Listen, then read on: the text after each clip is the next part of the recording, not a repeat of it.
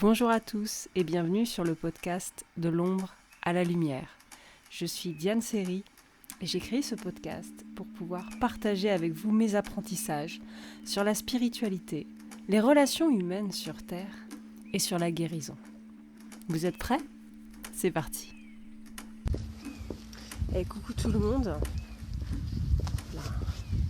On est avec Chapi, on fait une petite balade et j'ai une pensée qui m'est venue.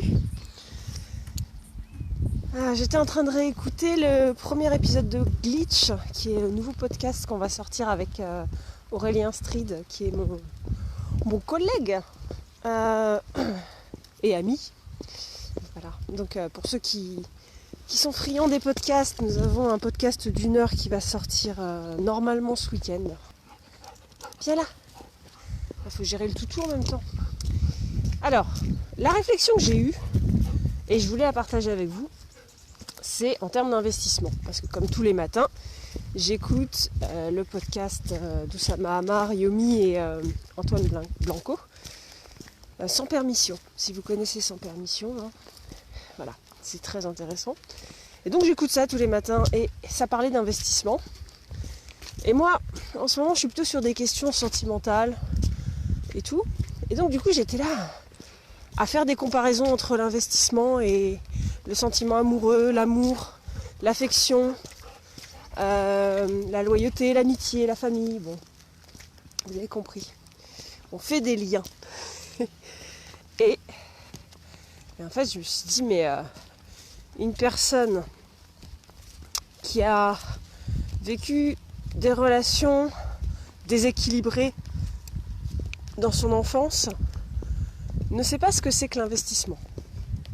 Donc en gros, elle ne pourra ni investir financièrement, ni investir amoureusement ou affectivement. Dans le sens où, je ne dis pas que ce sont des gens qui ne peuvent pas investir, je dis que ce sont des personnes qui du coup ne comprennent pas le sens de l'investissement. Je m'inclus dedans, ok ? C'est pour ça que j'apprends, c'est pour ça que j'ai appris la psychologie, c'est pour ça que je me suis formée, c'est pour ça que je suis thérapeute. C'est bien parce que j'avais des lacunes que je voulais combler.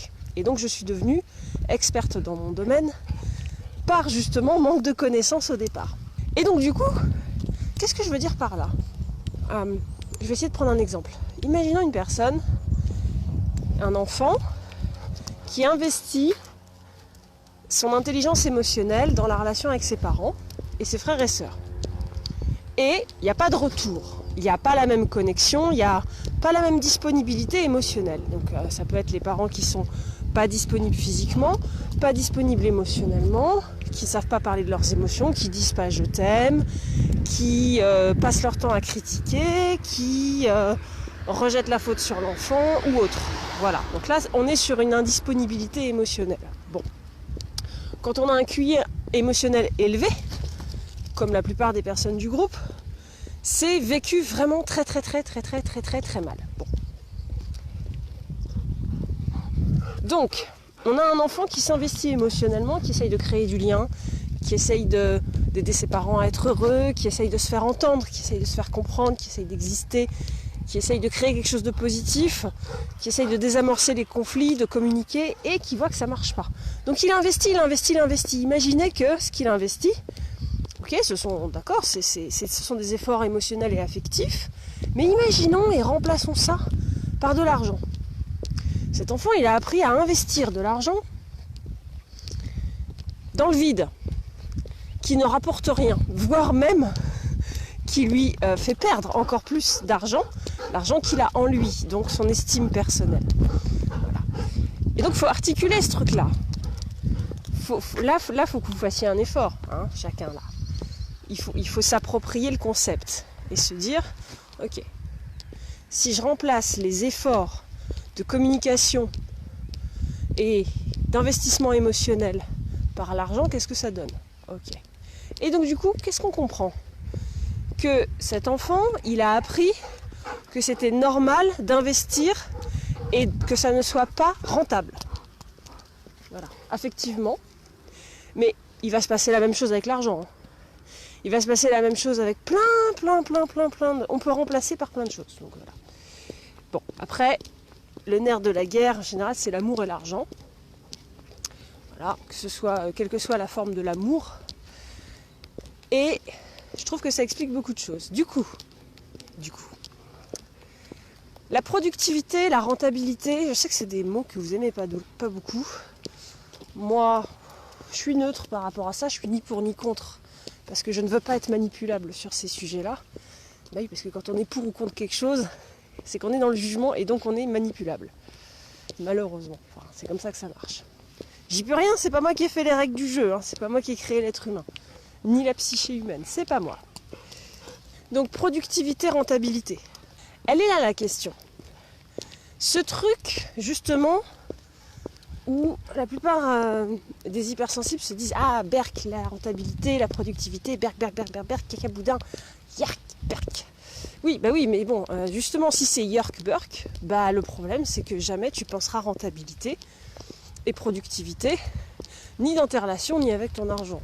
Donc, soit tu n'investiras jamais, soit tu investiras dans le vide sans chercher à savoir si c'est rentable. Donc, dans une relation, c'est important de se dire, est-ce que je veux investir ? Si j'investis, je prends un risque, il faut en être conscient, hein, et conscient qu'on a donné notre consentement pour prendre ce risque. Okay. Est-ce que le risque que j'ai pris, cet investissement, est rentable ou pas ? Parce que même si je prends un risque, je peux me rétracter, après tout. Bah, bien sûr, je peux me rétracter. Hein, c'est quand on joue au casino et qu'on perd, si on rejoue en doublant la mise et en prenant un plus gros risque, c'est de notre responsabilité, et si on perd, ça sera de notre faute. Ce ne sera pas de la faute du casino. Bien d'accord. Même si le casino a quand même... Bon, en général, ils sont faussés, mais c'est pas la question. C'est pas la question. Réapprendre à s'approprier de façon, je vais dire, propre, c'est-à-dire anoblir les termes rentabilité et investissement, je pense que c'est important, en particulier dans les relations, en particulier dans les investissements émotionnels qu'on peut faire, parce que les neuroatypiques vont tomber sur d'autres neuroatypiques, et ça se passera en général pas trop mal, ou alors ils vont tomber sur des personnes qui ne sont pas neuroatypiques, donc des neurotypiques, et l'intelligence émotionnelle n'est pas du tout la même, d'accord ? Pas du tout, rien à voir. Ne vous attendez pas à ce qu'un neurotypique avoue ses torts, vous demande pardon quand il vous fait du mal, ou soit sensible à votre peine, d'accord ? Ça marche pas tout à fait comme ça. C'est pas exactement comme je dis, mais on n'est pas loin. Voilà. Donc, quelque part, c'est pour ça que je dis, il y a des personnes avec qui vous allez émotionnellement vous investir parce que vous avez une grande capacité émotionnelle de compréhension des émotions de l'autre, la capacité à se mettre à la place de l'autre, la capacité à exprimer ou à ressentir ses limites, à vouloir dialoguer, à vouloir construire quelque chose de commun où les deux s'épanouissent, et en face de vous avez peut-être le QI d'une huître au niveau émotionnel. Ça peut arriver. Ça peut arriver. Et qui dans le groupe n'est jamais tombé sur un narcissique ? Bon, voilà. Hein, il y a un moment, on est tous tombés sur des huîtres. Moi j'appelle ça les castors, mais bon, on est tous tombés sur des huîtres.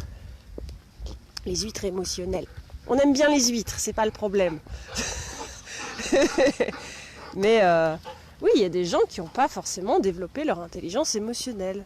Voilà. Et c'est pas une critique ou quoi, je critique pas, c'est un fait. Voilà, c'est un fait. Il faut le savoir, il faut en être conscient. Il faut se dire ça existe. Et donc, est-ce que je viens d'investir sur une huître qui n'a pas de perles en plus, Est-ce que j'ai investi sur une huître ou est-ce que j'ai investi sur quelque chose de rentable où on me rend le même investissement émotionnel, pas la même empathie, mais une même valeur d'empathie ou une valeur qui me convient en tout cas, voilà, ou une valeur supérieure. À un moment, un investissement, c'est quand même fait pour être rentable. Voilà. Donc l'argent et l'amour, moi c'est des choses que j'aime beaucoup comparer. D'ailleurs en séance c'est souvent ce qui vient, et c'est pas moi qui le mets sur le tapis, c'est vous là. C'est mes clients qui font ça. Combien de fois j'ai entendu « moi je veux gagner de l'argent parce que de toute façon j'aurai pas d'amour ». Ok, d'accord. Moi-même je me le suis dit, je connais très bien la blessure qui est derrière. Ok. D'autres personnes qui me disent de toute façon moi je reste avec telle personne parce que de toute façon émotionnellement je me sens pauvre. Ok. Mais on est toujours sur ces notions-là finalement. L'argent et l'amour, c'est... D'ailleurs, je pense que l'argent n'est que la matérialisation, la manifestation de notre énergie. Hein, notre énergie, elle circule ou elle ne circule pas. Si elle ne circule pas, on a tendance à stocker notre argent ou à pas en gagner. Si ça circule, eh bien, on investit, on dépense dans des bonnes choses, il y a des allers-retours de l'argent. L'argent, c'est pas censé rester sans bouger en fait. Voilà. Et c'est de l'échange. Hein, c'est comme l'amour, c'est comme l'eau. L'eau, on peut pas vraiment la stocker comme ça. C'est pas sain. L'eau, si tu la stockes, elle croupit en fait. Hein, mettez de l'eau dans un bol pendant une semaine, vous allez voir, ça va pas sentir très bon au bout d'un moment. Hein. Voilà. Bon l'argent c'est pareil. L'amour c'est à peu près pareil. L'énergie c'est pareil. Et je me souviendrai toujours, en cours d'astrologie, on avait appris un truc intéressant, c'est que dans la théorie en astrologie, on considère que les planètes sont la matérialisation, donc le corps physique, d'un ange ou d'un dieu. Okay, c'est pour ça que, par exemple, Jupiter, il représente Zeus, si je ne me trompe pas. Oui, c'est ça, Jupiter représente Zeus. Mars représente Mars, hein, jusque-là tout va bien. Et donc ces anciens dieux aujourd'hui ont pris des noms d'anges en astrologie en tout cas. Et bref, c'est juste pour illustrer le fait que ce qui est en haut est en bas. Ce qui est spirituel, énergétique, pensée, voilà, a une manifestation physique. Votre corps physique est la manifestation de votre être. Ok ? Si votre être meurt, votre corps physique ne fonctionne plus très bien. Vous avez dû le remarquer si vous avez déjà fait un burn-out. Ok ? Bon. Et que finalement, l'argent et la façon dont on traite l'argent, on peut regarder la façon dont on traite notre énergie, notre amour, comment on l'investit, où est-ce qu'on l'investit. Et on peut aller regarder aussi comment ça se passe dans les relations amoureuses. Voilà. Est-ce que finalement j'investis mon argent comme j'investis en amour? Et puis là, tout d'un coup, il y a un déclic. Oh! Alors des fois, il y a un décalage. Hein. Des fois, on investit mieux avec notre argent que dans l'amour. Et puis des fois, on investit mieux en amour que dans l'argent. Mais, si on est bon dans l'un des deux, par exemple, si on est très bon pour investir son argent, on peut devenir très bon pour investir son amour dans les relations sentimentales, dans l'amitié, dans le travail, la famille, voilà. Parce qu'il suffit en fait de déplacer votre compétence là où vous êtes bon, là où vous n'êtes pas bon. C'est juste que le fait que par exemple que ce soit de l'amour, ça vous aveugle et ça vous empêche d'utiliser cette compétence rationnelle. Vous n'utilisez plus votre cerveau en amour, par exemple. Vous n'avez que des relations toxiques. Ok. Bon. Par contre, si vous savez bien investir votre argent, prenez vos compétences d'argent, pensez un peu plus argent en amour. Vous pouvez faire l'inverse avec, si vous êtes nul en argent et que vous êtes très bon en amour. Par exemple, imaginons, vous avez des super relations, ou alors vous avez des relations de merde, mais vous avez une belle relation avec un animal, ou votre enfant, ou la nature. Voilà. Et de vous dire, je vais m'occuper de mon argent comme je m'occuperais de la relation avec mon animal, avec la nature, avec mon enfant. Voilà, je vais investir de la même façon. Tout d'un coup, c'est un game changer. C'est-à-dire que tout d'un coup, l'argent, on s'en occupe plus de la même façon. Et il y a une carte dans l'oracle des licornes qui dit un truc très beau, qui dit, c'est la carte prospérité. Et cette carte-là, elle dit, gérez votre argent avec amour. Gérez votre argent avec amour. Eh ouais. Voilà. Gérez votre argent avec amour et gérez votre amour comme si c'était de l'argent, j'ai envie de dire. Voilà. Après, je pense que je peux trouver d'autres métaphores pour ceux qui sont nuls et en argent et en amour. Vous mettrez un petit truc dans les commentaires si vous êtes nuls dans les deux. Mais viens là. Mais il y a toujours un truc où on est bon en fait. Et il suffit juste de déplacer ses compétences. Il faut se rendre compte que, en fait, on a fait un choix. Et ce choix doit devenir conscient pour se l'approprier. Et ce choix, c'est que on a choisi de ne pas utiliser ses compétences dans un domaine de notre vie. Et après, on s'étonne que ça foire. Ah, ça fait mal, hein. Bah oui. Bon, je suis désolée. Il y a du soleil, il fait beau, donc j'ai des contre-jours dans tous les sens. Comme il fait froid, je pleure. J'ai pas très bien dormi cette nuit, donc j'ai des cernes. Je suis pas très... Voilà. Mais je suis en forme, hein, je vais bien. Tu donnes, Doudou? Attendez. On va arrêter le live là-dessus, mais... Mon chapi! Dis bonjour à tout le monde. Ça fait longtemps, hein. Je lui lance la balle. J'ai un magnifique lance-balle extraordinaire. Je me sens comme une reine parce qu'avec ça, j'ai comme un sceptre en fait. Tu donnes? Ouais, super. Voilà. Hop. Oh merde. Ça va être renvoyé par... Elle est là. Doudou. Là. Là, il est pas malin. Hein. Là. Voilà. C'est bien mon petit chéri, c'est bien. En tout cas, moi, cette prise de conscience de ce matin, elle me fait cogiter beaucoup sur moi, ma façon de gérer mes relations. En ce moment, j'ai beaucoup de choses au niveau relationnel qui sont en train de bouger. D'ailleurs, j'ai repris la biodanza pour retravailler sur le lien avec les autres. La biodanza, c'est un bel outil pour ça. On danse tous ensemble et tout est dans le langage du corps. On ne parle pas en biodanza. Bon, ça y est, Chapi, il est KO. Ça y est, il est fini. tout. J'espère que ce podcast vous aura plu. N'hésitez pas à mettre vos réactions dans les commentaires, ça m'intéresserait vraiment. Donnez-moi même des propositions de sujets. Vous trouverez toutes les informations pour me contacter ou pour participer à une de mes formations, ateliers ou programmes d'accompagnement dans la description qui est juste en dessous. Je vous souhaite une merveilleuse journée et un beau cheminement.